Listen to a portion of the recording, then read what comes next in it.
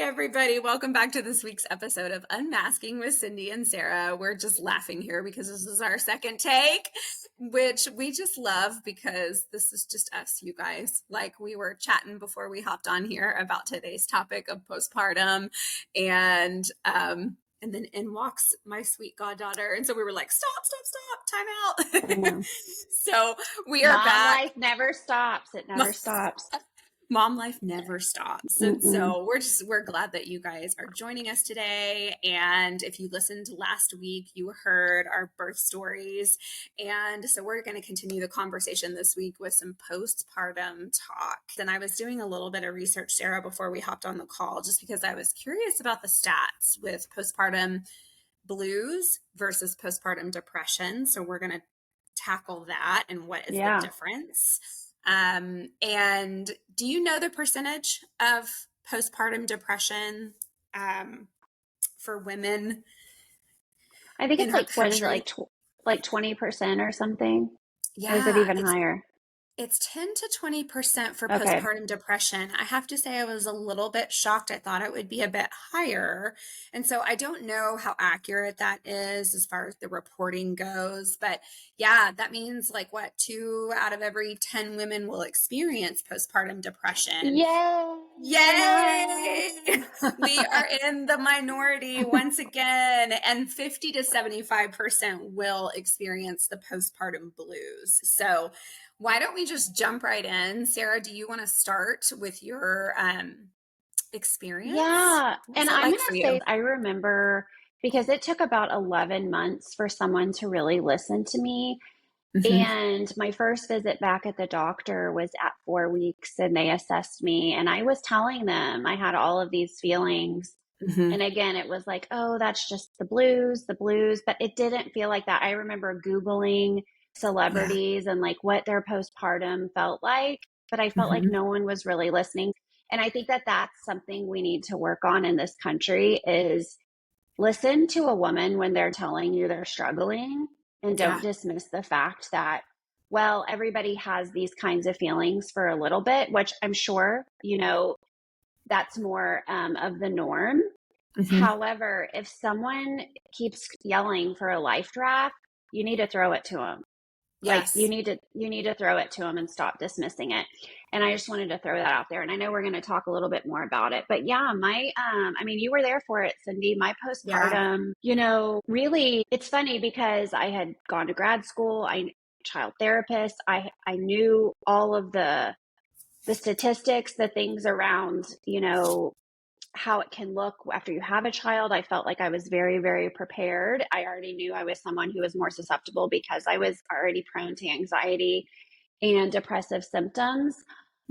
But when it hits you, there really is no control for it. And I remember after I had Olivia, I had a very easy birth. But right after she was born, it wasn't a euphoric feeling that came to me with my child. And maybe that a lot of that for me was also like generational trauma of growing up with a very sick sibling, and my child wasn't crying when she was born, and I was worried there was something. I was really wanting some answers of, is this supposed to be like this? Why won't she latch when we're trying to breastfeed? What's wrong? Am I doing something wrong? And a lot of that came pretty quick. And I remember about day 4, I've been home about 2 days trying to breastfeed and do all the things. And then I'm sleep deprived. I just remember sitting there thinking, I'm never going to be happy. It's never going to be good again. I don't deserve to be her mother. When is it going to get better? Why can't I do anything right? I remember thinking before I had her, if I can't breastfeed, it's okay. In this world, I feel like it's still breast is best is what they tell you. And I couldn't do it. And I just felt like, okay, I'm already failing that. She had a lot of tummy problems. She had issues with her neck. There were so many different things. And a first-time mom, I'm just trying to do the best I can. But I was not one of those moms that got up and had my makeup on. I mean, I looked like a homeless person and Yeah. like all of the first year of life pictures of Olivia. There's maybe a few that I posted because, nobody's posting the bad picture of themselves. There were Right. maybe a few, but when I look back at some of the pictures, I really just look like a shell of myself. And I remember a lot of it for me was more that I was so protective of her and I loved her so much, but I had these intrusive, anxious thoughts of what if she falls on the floor and her head cracks open? And this is how insane it was. I had my glasses on and I slept with my glasses on because I have terrible vision so that I could look up and see her immediately. And she did not like swaddling. So she was moving and making pterodactyl noises all night. I just didn't get any sleep. I don't know. It was really rough. And I remember at the 4-week appointment telling my OB about it.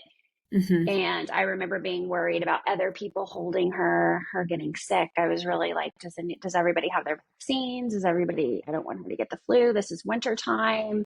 Yeah. Which I just want to say, I can't imagine what it would have been for me during COVID. I would have been like the boy in the bubble. I would have been like, no one gets near this baby. Yeah. Like, um, but yeah, I had thoughts of like, I would bathe her and I was like, what if she drowns one day? What if that happens to her? Or, um, I had an owlet for her, which like measured the oxygen while she was sleeping. And then I got to a point that I was like, I'm not a good enough mom for her. She deserves such a better mom. And I Yeah. started having thoughts of like, if I'm not here, maybe someone else would take better care of her. And I actually had those thoughts off and on for years. I mean, Cindy, I called you multiple times and my own therapist. And this was even up to I think a year and a half ago. And I would be like, I'm failing her because, I do have a neurodivergent child. And I would think, what am I doing wrong? I'm a child therapist. I should know how to do all of these things. Why is nothing working for me? Why is it so hard for me? And I would be so patient and do all the things that I was trained to do and honor her feelings and no one would listen. I just felt like a lot of the professionals would not listen to me when I would go in. We had her assessed so many different times. And, Olivia is very outgoing, very social, makes eye contact, all of those things. At 3 years old, she had a 12-year-old vocab, but she stopped the testing because she didn't want to keep going. She just was done with it. And everybody would be like, oh, she's fine. Nothing's wrong. She's just 3. She just has big feelings. And I'm like, no, like there's something going on here. I'm not crazy. So I think it was the dismissal of me knowing my child, because we really need to listen to mothers. They know their child and what's Yes. going on. So I felt very dismissed. And then I gaslighted myself like, well, maybe Mm. I am not looking at these things right. Maybe it's just me. Maybe it's my anxiety, blaming everything on myself, which clearly I know now is not the case. Um, but I imagine if you don't have any support, like I had you, I have my mom, I remember I would call my mom and I would say, I'm just feeling like I'm not a good enough mother for her. And my mom would come up right away. I would talk to my therapist. They would change my meds. Um, but I remember it was really difficult and I felt very alone. And I never joined a mom's group because when I tried, I would see these moms elated and happy and everything was great and it was so easy. And I'm over here like, fake it till you make it. But I couldn't even fake it. And I get so resentful. You and I have had this conversation. I'm so resentful that I didn't get to have that newborn experience Yeah. with my daughter of Yeah. enjoying it because I was just surviving every day. Every day for me was surviving, trying to help my child. We switched pediatricians, which was very beneficial. Because I finally found a pediatrician who would listen to me. I guess I was in fight mode, trying to fight for my child and for someone to hear me. And so it wasn't this euphoric, beautiful, like I have makeup on, we're going to go out to eat and do this with the baby and all these things. It was very hard for me. And that's really why I have one child. If people want to know, I have one Yeah. child because I do not want to experience what I went through for postpartum. And my husband's a Yeah. pilot. He was gone quite a bit. I did everything, every single thing. He was gone. And that was also hard on my marriage. That was really difficult time. And I don't ever want to go through. It was so traumatic. And I remember people say, oh, you'll forget. And I was like, Mm-mm. No, no, I think there are certain no. experiences that stay with you Mm-hmm. for the rest of your life. And I don't say that to scare people. I hope that this can be really informative so that if you and I can be really candid and open, that it saves somebody else from going through that same experience for maybe that length of time. Because it was a while before um, you kind of were able to come out of that. And same, it Yeah, took a and I think I long still time. am. And I still have days that Sure. are hard for me. But I know I need to advocate for my child and I need to advocate for myself. And when people say to me, well, don't you want to give her a sibling? And I said, well, don't I want to give her a healthy mom and a Yeah. healthy dad and a Right. healthy life? I mean, I think that that's more important than a sibling. And if I did give her a sibling, it wouldn't be to be a playmate. It would be because I wanted that child as well to go with her. They would be wanted on their own, not just so that my firstborn could have a playmate. I hate when Right. people say that. Maybe that's my second born nature because you're a second born too. And Yeah. it's like when people are like, oh, they need a sibling. They need, well, thanks. I was born just to be a playmate for my, yeah, Right. let's just say we're happy to have it. It doesn't have to be for any need for the first child. Okay. If you're having another baby, just be glad you're having another baby. But I feel like people get more angry when you have one child than when you don't have any. I think Hmm. people are just like, why?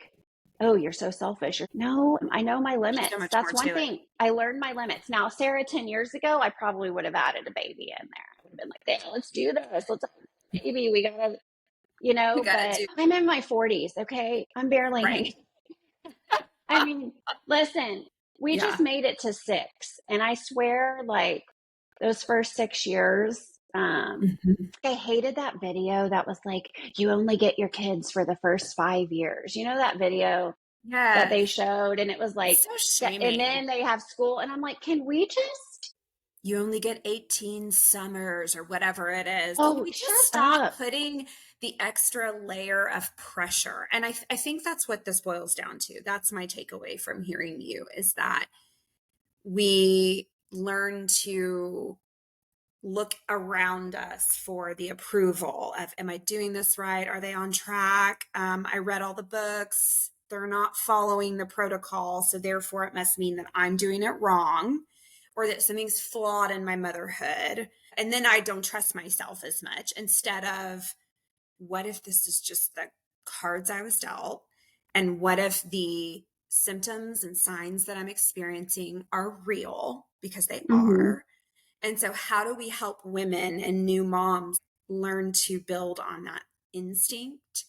Because that becomes a place of self trust. I want to say with Ethan, I don't I think I mean, had you an had a ounce of rough self one. trust. I had a rough one with him. I really did, and it was really super confusing because when I was looking at these stats, I'm looking at okay, 10 to 20% of women are experiencing postpartum depression, and that's assessed within the first 4 to 6 weeks of the baby's life. So you go to your OBGYN for your post op about a month after, and you mean to tell me that a 20-minute conversation with my OBGYN 4 weeks after going through something completely traumatic and life changing, you're going to correctly assess me for postpartum depression. And that's it. Yeah. You give me a pamphlet that says, got the baby blues. This is what you need to look for. Do you think you're experiencing something more than the baby blues? Well, then let your doctor know. It's like those commercials. Talk to your Mm-hmm. doctor about getting on I this did. medication. And I'm like, shouldn't my doctor be like talking to me? Shouldn't my doctor be following up with me more than just once after I gave birth 4 weeks ago? So that's my number one problem right out of the gate is the postpartum Mm-hmm. care in general. It's like they go, they check that everything's in the correct place down there, and then they ask you a couple questions and you're good to go. And for a person like me who's a recovering people pleaser, Oh, yeah. I didn't want it to seem like there was something wrong, even though I was kind of like, I don't really feel like myself. I mean, to back up, I had quit my full-time job to be a stay-at-home mom because I thought that's what all good moms do. And Oh, yeah. so I quit and I had this baby in July and I had no friends, no mom Or friends. family. You had no family up I there had to help no you either. family. I was living in a different state at the time and I don't really know what I thought, but I was thinking, I've got this. I had a C-section, as I shared in the last episode. They send me home with a strict instruction book on things not to do. And of course, what did I do? I threw that out and I did it Don't anyway. lift the baby. I was Okay. vacuuming. I remember putting him in his baby Bjorn strapped to me. And this was like a week after my C-section. And I'm like down on my hands and knees, like scrubbing the floor. So my stuff presented in more maybe like hypervigilant, anxious A lot ways. of women And have that. yeah, absolutely. Like Absolutely. no So I rest, like you don't rest it, like you weren't not even resting when the baby was resting. absolutely not. In fact, I resented when people would say that to me, nap when the baby naps, because for a person who is already struggling with anxiety, hypervigilance, I'm looking around at my home and I'm like, there's dirt on the floor. I need to go clean that up. What do I do with my time? I'm a doer. I feel better when I'm more productive. And so now I'm just supposed to sit with this baby as he sleeps and do what? Stare at him all day. And I was overly tired. Now I know Mm-hmm. these things. My body was overly exhausted and I wasn't giving it what it needed or deserved. But hey, I was also 26 years Super mom. old. And you were being super Yeah. mom. You And, were like, I'm doing it. I'm gonna do it and I all. want it to be that, and that's something that now 20 years later, I'm like, oh my God, like I was really taking a lot of pride in that title of like, yeah, I'm out pushing this baby jocker 3 weeks after I had him, and you're telling me not to do that. I'll show you. So it was more of Yeah. like, look what I can do. Well, so I did that pretty religiously for the first 6 months of his life, but also not sleeping at night. I think I told you this story. We put him in his crib and his nursery pretty early on because he too would make like noises in the middle of the I night. know. They're like little dinosaurs or something. It's like Yeah. crazy. And any little noise, I would look over. And so finally the doctor was like, you've got to put him in his own room. And so I would go in the middle of the night to check on him. And the walls were blue, and so they would kind of like shine into his Mm-hmm. crib, and I would be convinced that he was blue and that he had died.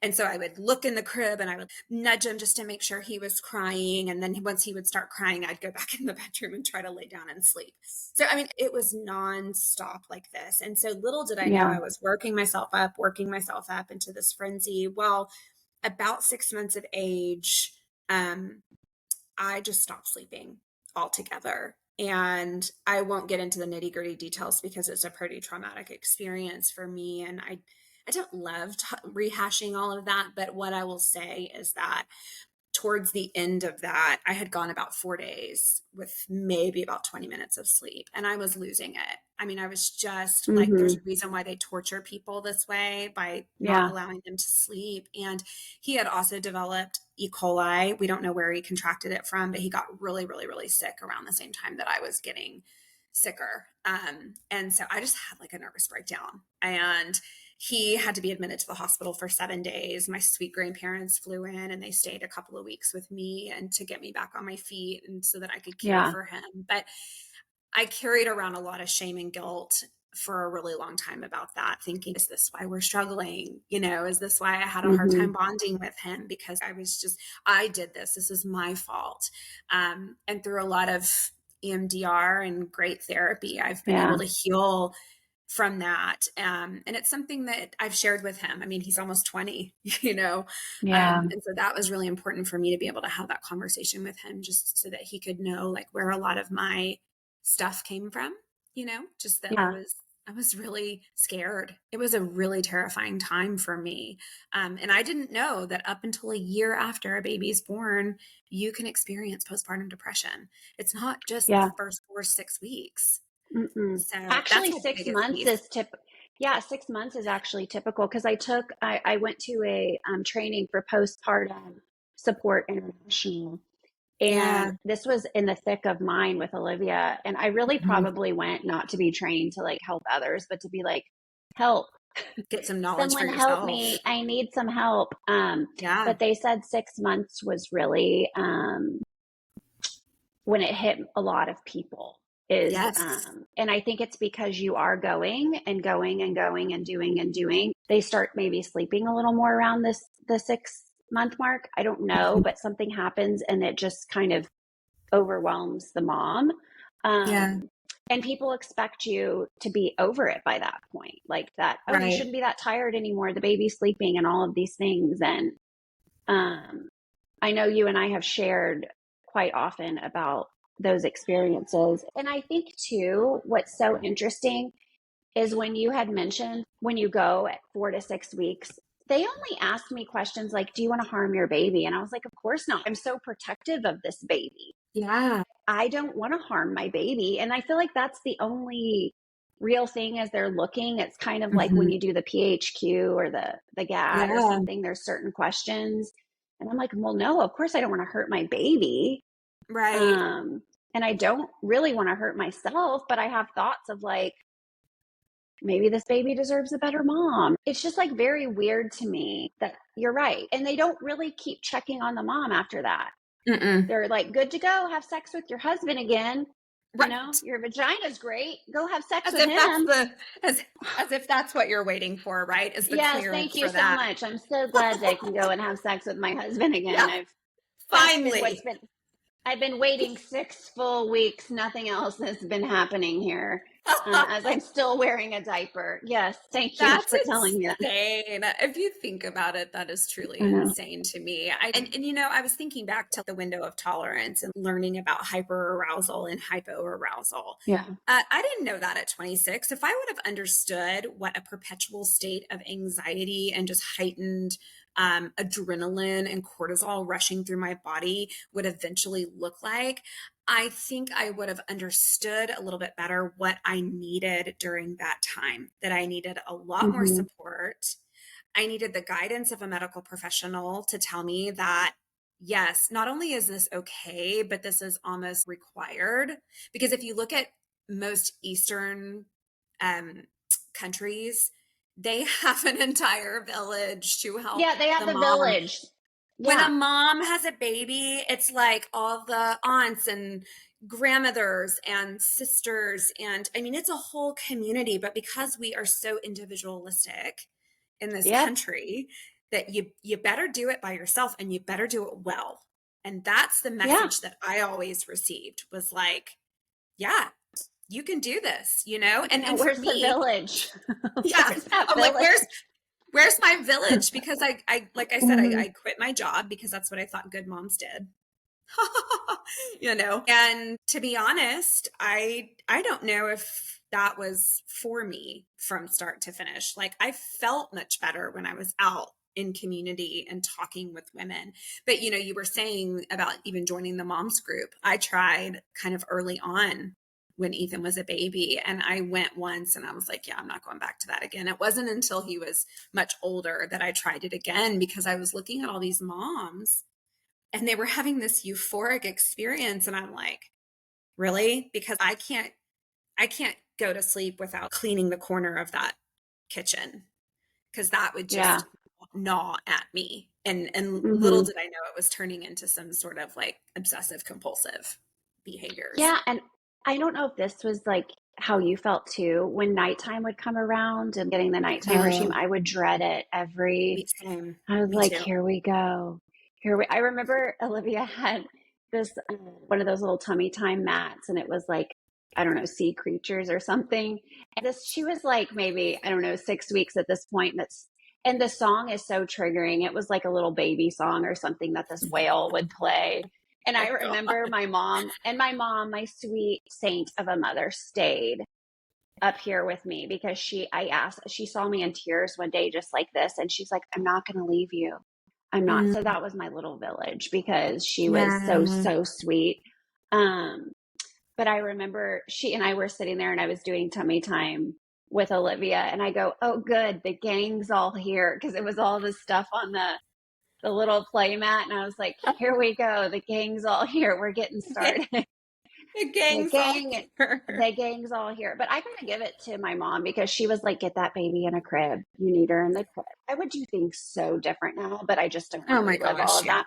But if Mhm. I could do it now, being who I am, because you're reborn with your first child, as well. Yeah, You're absolutely. learning it alone. We are Mhm. reborn.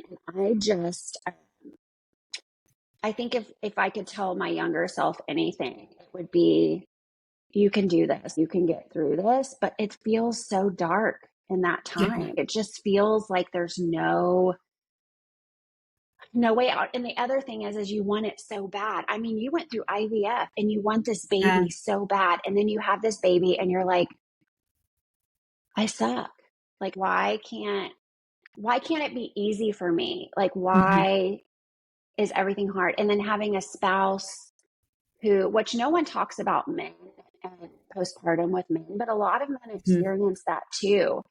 Yeah, And I know you and your husband were together for a very long time too, because y'all, mhm. were high school sweethearts. We were together almost 10 years. So we brought a child in to a relationship that was just two people married for 10 years, together a lot longer than that. Yeah, And that changes the dynamic. I almost think it's easier to not be together that long because yeah, that shift was really difficult for him, because mhm. then everything for me was the baby. Everything was the baby. So that was a different dynamic as well. I wish I could just go back and just be able to like enjoy the cuddles and all of that, and not worry about all of the things that those intrusive thoughts, I guess, were doing. Mhm. Um, but I also wish there was just more support for women that do Yeah. feel that way, that we don't have to feel so alone. And why are we not going back to the doctor more than after 6 weeks? Yes, absolutely. And especially for these high risk pregnancies too. And, I go back to Elisa's story and I just go back to thinking about Mm-hmm. my own in vitro experience. And it's like, I didn't know what they were giving me to put into my body to even sustain that pregnancy. And I didn't care because all I knew was that they were the experts and I was going to do whatever they were telling me. Now, at 46 years old, when I go back and I look at a list of the hormones that they were pumping through my body because I'm now in Yeah. perimenopause. And so I actually understand what these hormones are to some degree and what they do. And I look at the crash that happens when a woman gives birth hormonally. Oh my gosh. I mean, it is a shock to the system, right? Your body is trying to find a base level again. And if you've had synthetic hormones just pumped through your body, you are going to have a higher susceptibility to depression, anxiety, postpartum psychosis. Um, it's a very serious situation. And so it Mm-hmm. felt at the time, and this was 2005, but it felt like this was an under researched area. And the doctor was just like, you're going to be fine. You're 26 years old. You'll be fine. You'll bounce back. And I'm like, yeah, okay. Like I'll physically bounce back. But what that did to me mentally, um, I had a lot of frustration towards the infertility community, Yeah. and just the postpartum community in general. I was very bitter for a long time because I thought this was so not fair. There was no No. group, there were no counseling groups, at least in my area, there weren't. And so I always get happy and excited now whenever I see postpartum support groups for women. Like, yes, where were those? Mm-hmm. I So know. that is something that I would tell anybody who is even remotely questioning if they are struggling. Join a group. You do not need to pass a test to get into some sort of support group, but join a support group focused on postpartum depression and anxiety so that you can Yes. remove the shame stigma right Yeah. away. I think too, we're so conditioned to just believe our doctors, right? And doctors are Yeah, amazing. They go to school, they have sure. all of this knowledge. But at the end of the day, you know yourself and you know your baby. And if someone gives you an answer that doesn't fix anything or doesn't make it better, go to someone Mhm. else. That is one lesson I learned from my mom. She was always with my brother going to different Mhm. specialists. So I saw that. So I've always really tried to like advocate. Oh, and I remember another thing really quick before is like, Yeah. I was like, I don't want any more kids. Like after I had her, and everybody's like, oh, that'll change for you. That'll change. And I was like, You don't no, know it will me. not change. Stop telling Yeah. me. No, it Yeah. will not change. I have my one daughter. I love her very much. She is like the love of my freaking life. If you met her, and I would have her again in a million lifetimes. But it's just, I don't even know where I was going with that. I just totally lost my mom brain. That's Totally. okay. But where was I even going with this? Sorry, guys. It No, was I think it's something just about, like advocating and finding yes, like like if somebody advocating. tells you, yeah, Keep yeah. going. I remember the first pediatrician I went to, he just told me, well, she's just going to be gassy the first 6 months of her life because we had switched her to an over the counter formula Hmm. for stomach issues, and she was still not better. And my mom was like, nope. She was like, that is not, she's like, you can change pediatricians, Sarah. So I called my doc where I actually have my practice. I call, and it's because it's far from where I live a little bit. And I called Dr. Terry and I was in tears and she's like, come into my office. Just come in right now, Sarah. So I brought Olivia Mm-hmm. in. She was 7 weeks old and she tested everything. And she was like, no, she still has serious issues with dairy and milk and all that. So we got on this very expensive formula and she just saved me. She was God's gift to Hmm. me. I don't care where that woman goes. I will follow her. I love her. Hmm. She was the bright light in there. But I remember telling so many different people for months that I was struggling. Like I had, like you were there for me and you would bring me Hmm. things and be there. But it took till I was 11 months and we both had the flu and my husband was out of town. And I had a nurse practitioner look at me. And I remember being like, I'm doing this all alone. My husband's always out of town. And she just looked at me and she goes, being a mom is hard. I'm going to Oh, give you something. And I would just remember it took 11 freaking months. yeah. That should not take 11 freaking months. But my thing with this is, oh, this is where I was going. Change the pediatrician. Yes. Find a different doctor. Like Yep. advocate for yourself because you are worth it for your child. And your child Hmm. is seeing you advocate for yourself and they will learn to model that for themselves too. Because Yeah. I saw that in what my mom did for herself and for my brother and for me. And I've now been able to do that. But sometimes having a friend who says, put the baby in the crib, I will help you, Hmm. or let me bring Hmm. meals over. Like my mom, I said she stayed for 6 weeks initially, and I took care of Olivia, all of it. She would rock her for me in the mornings, but she just helped take care of my home. It's She just a did the laundry for presence. me. Yeah. Oh, yeah. Yeah. She was, and you didn't have any of that, Cindy. And your husband traveled. And I remember, and I hope you're okay with me sharing this. Cindy had the sweetest little wiener dog named Tucker. Oh God, And it's the Tucker story. little Tucker, and she would be sick or be like up in the night with the baby, and little Tucker would like come and be so sweet with you. But you have got to also tell the sleeping story with Tucker too. So this is how I loopy mean, I was. This is how loopy we're still trying to get him to sleep through the night, and it was hit or miss. And I was so exhausted. I was bottle feeding at that point. I had been bottle feeding since the very beginning because I just only produced skim milk. And which by so, the way, use the formula and bottle people. Stop. I'm yes, tired of the please. shaming. It's fine if you can't breastfeed. Guess what? Didn't get to breastfeed. My boobs still look great. Okay. They didn't fall. They look great. Okay. I didn't have that happen. So, and you know what?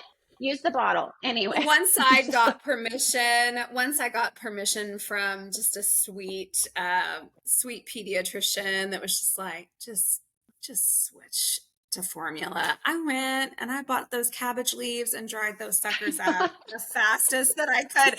I remember I was like putting them in my nursing Didn't bra you and go I to was like, Target and like walk oh around with them yeah, at Target? with the cabbage leaves. Oh yeah, I had half a head of cabbage in my cart because I couldn't wait. It was like, get these suckers in there, right? I dried them up as fast as I could because it was so exhausting. And I think the exhaustion piece is where it really got my brain, because I was just hyper vigilant all day long. And then I would try at night to nurse.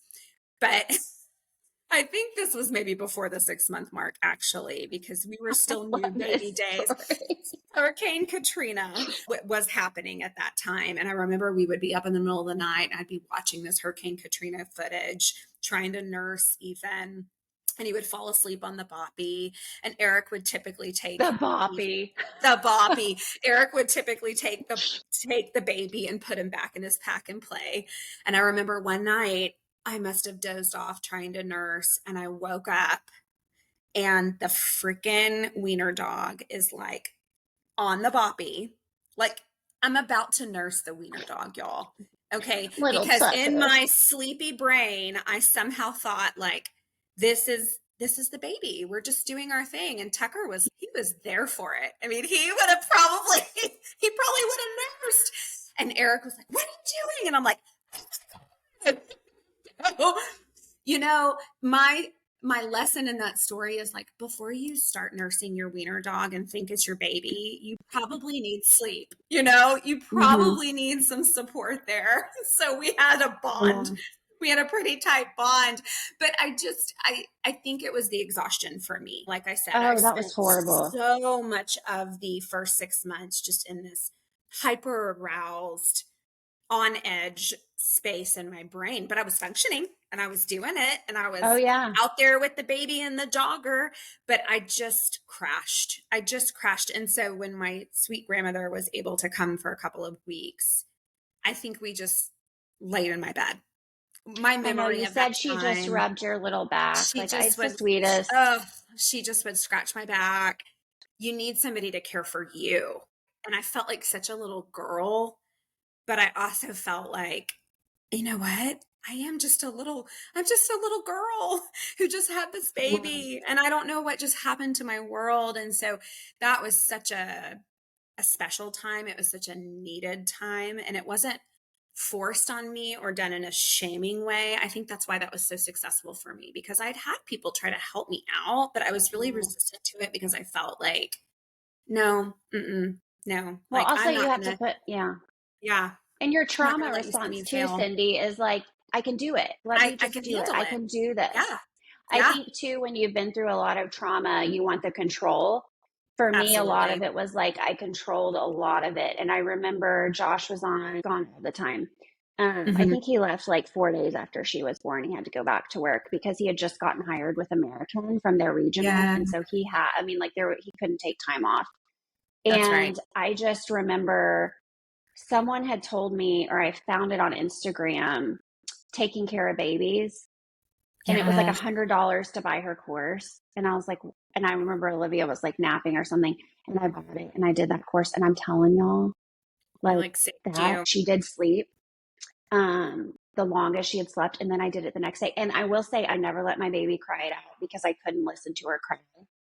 I just Yeah. couldn't. And so don't listen to the people who tell you, you know what's best for your baby. I remember when I first brought her home, I would lay her on me and she would sleep right there. And then I remember that Hmm. first pediatrician was like, she could die. Don't do that. And I'm like, but it's natural to have your baby on you. Yeah, I wasn't even probably really even sleeping, but it's just natural. They want to be with you. They've been in the absolutely. womb with you. But there was just so Yes. many contradictory things that if Yes. I could do it over again, I would get a doula. I would be like Hmm. in a birthing center probably because I Yeah. know that I could handle childbirth. Hmm. Um, but I would do because I think they really support you. Like I would probably eat my placenta if I could do it over again. Like give me You my have some placenta in a pill form. placentacos. Yes, give me that and then have a doula or someone come and help me. Now they might Oh. hate me because I'm going to be like formula for me, but at least have someone that is Yeah. just there to care about the mother because I feel like until Yeah. the baby's born, everybody's like, how are you? How are you doing? The baby comes, it's all about the baby. And everybody's Hmm. like, F you to the mom. Like, You're are you doing this good. for the baby? Are you doing that for the baby? Are you getting that? And it's like, Mm. Mm-mm. now you can have sex with your husband again. Now you can do this again. It's like, um, Come on. what can I do just for me? And actually, my OB told me because she and I have had very candid conversations about this because she actually screens more now. I feel like the screening wasn't as great. I feel like now there's more awareness. But there's now a thing where you can be inpatient in the hospital for like 3 days. They just let you sleep. They Oh just my give you an gosh. IV and you sleep and you get that rest. And it's been astronomically good for mothers to get that rest and then come back. Wow. And I was It's like, amazing. can I do it today? I mean, I don't Yeah. want to go to, I just want to can sleep. we, mm-hmm. But you know what's so interesting about that? When that happened to me 6 months after Ethan was born and I had that big crash, I just remember telling the doctor, I don't want to hurt myself. I don't want to hurt my baby. I just want to sleep for like a week. Is there anything that you can give me? Can you give me some Michael Jackson juice? And Yeah. can I just go to sleep for 5 days? I mean, that's what it was for me, is my body was just craving the rest that it had needed for so long. And my current therapist, she's so wonderful. The first time she ever said this to me, I just broke down in tears because nobody had ever validated this for me before, that I had carried so much shame about this for so long, and the way that that all went down with Ethan. And she said, but Cindy, you were trusting these professionals to tell Mm-hmm. you the right thing to do with every developmental milestone, from childbirth to the toddler years to the elementary school years. You read a book on let them cry it out for sleep training, so that's what you did. You read a book on timeout and positive reinforcement and keeping a little tally chart, so that's what you did. Right? Like we just defaulted to whatever was in front of us at the Mm-hmm. time.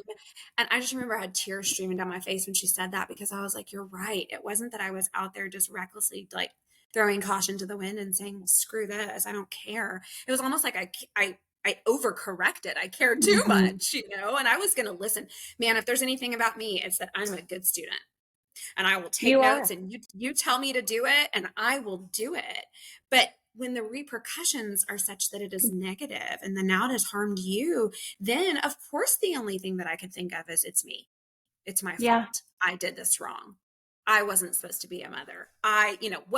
Whatever it was that I was telling myself. And so I think if we could take anything away from this episode, that's what I Mm-hmm. would want to say is, just because they have a credentials after their name Mm-hmm. doesn't mean anything. If you don't feel good about Uh-uh. it, don't do it.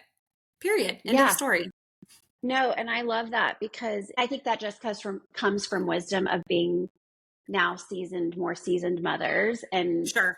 I think we can advocate all day for our children, but when it comes to ourselves, I think women, a lot of Mm-hmm. times we're taught to, just sit and be pretty and quiet and, Mm-hmm. not ruffle Mm-hmm. feathers. But you have to sometimes. You have to Yes. do those things. Like, and, you were talking about, like, I was doing all of these things. I always tell my clients, like, when they come in and these parents are like, I don't know what I'm doing wrong. And I'm like, you're bringing your child to therapy. You're already winning as a parent. Yes. Yes, Yes. your child is struggling, but that's not a reflection of you and your parenting. Yes, there can be some things going on, but at the end of the day, your child is an individual and Yeah. they're trying to learn. And we have to also look at the fact that we never had those skills for self regulation. So we bring this newborn home that is Mm-hmm. crying and we just want to make it better and we don't know what to do. And then we're Yeah. so hyper vigilant. It's like we're all learning here. We Yes. are learning how to regulate, how to care for a child. I'm bringing a child home. Yeah. They're letting me take this baby home. Right. And you're like, where is the Right. class on what to do when your child is crying all night and your husband is asleep Yeah. and Yeah. you need help? What to Yeah. do when your Yeah. child has a blowout once they've just had their bottle in the middle of the night and then you have to change them and they're now back awake? I don't know, where are Yeah. these classes? Like Like, real where's the advice. The mm-hmm. real advice. Let me give you the real version of this, right? Yes. Shame removed, so that you're not masking and you're like, everything's fine, it's good, it's fine. And then on the inside, you're Mm-hmm. like, why did I have that weird thought? Oh my God, am I psycho? What's going on with me? Like, am I Oh, the thoughts. the The thoughts, the thoughts, intrusive Cindy, thoughts, those intrusive thoughts. that's what Oh. I love hearing. I just, I love hearing podcast episodes about people Mm-hmm. who've struggled with obsessive compulsive disorder, um, and how it can manifest in the brain with the thinking, what causes intrusive thoughts, why do we have them, how do we deal with them? Because if no one's ever named that for you, it's real scary. Yeah. And so I just feel so much more, I guess, capable now of going, oh, that's a thought. Okay. I Mm-hmm. don't know where it came from. I don't need to know where it came from. It's probably because I'm in some sort of fear state. It's okay. It's okay. Yeah. Instead of going, oh my God, that must mean this, and trying to kind of craft some sort of explanation for something that is just not true. Yeah. Um, And I think there needs to be more discussion too about, we say postpartum depression, but for me, a lot of mine manifested as anxiety and the yes. obsessive Same. compulsive thoughts. Same. So I had thoughts of like, what if I just like in the bathtub, like just kind of went under the water. I didn't Slip want to, but under. I would have. Yeah. But you know what they told me, and I'm going to share this, and this is something I share even with my little clients who have little thoughts about things. And Mm-hmm. this saved me in postpartum. When I went to that training, they said, a thought is just a thought. It's not an action. That Yep. changed everything for me. And I remember I would say that to myself, a thought is a thought. It's not an action. Like when I would be like, what if like I just slipped under this? A thought is a thought. You're not really going to It's a do it. You thought. don't have the plan to do it. A thought is a thought. It's not an action. And I tell all my little clients that when they have their anxious symptoms at school or anything, a Mm-hmm. thought is a thought. It's not an action. It's okay Yeah. to have the thought, honor the thought and move on. Anytime I see anybody like kind of struggling, I'm like, it's just a thought. It doesn't make you a bad person having the thought. It's a thought. It Yeah. just comes in your head. Yeah, I love parts work. I love Yeah. IFS, internal family systems parts work, because I know now that that's the manager part of me trying to protect me and keep me safe a lot of times. And it'll come Mm-hmm. up with these crazy scenarios because my brain is actually just trying to figure out a way around that to keep myself safe. Right. So Yeah. I do a lot of my own IFS work on myself just because Yeah. I've had such a hyper, I guess, hyper arousal state in my brain for a lot of my life and haven't really understood it. And so I'm excited that we're talking about these things, Sarah. I'm also really excited about what's coming, which is the perimenopause and menopause phase of this discussion, because I think now more than ever, we need more information about what continues to happen to our bodies Mm-hmm. post childbearing years. Because now I'm on the other side of things where it's like not having any more babies, but what the heck is happening? Why do I Yeah. feel this way?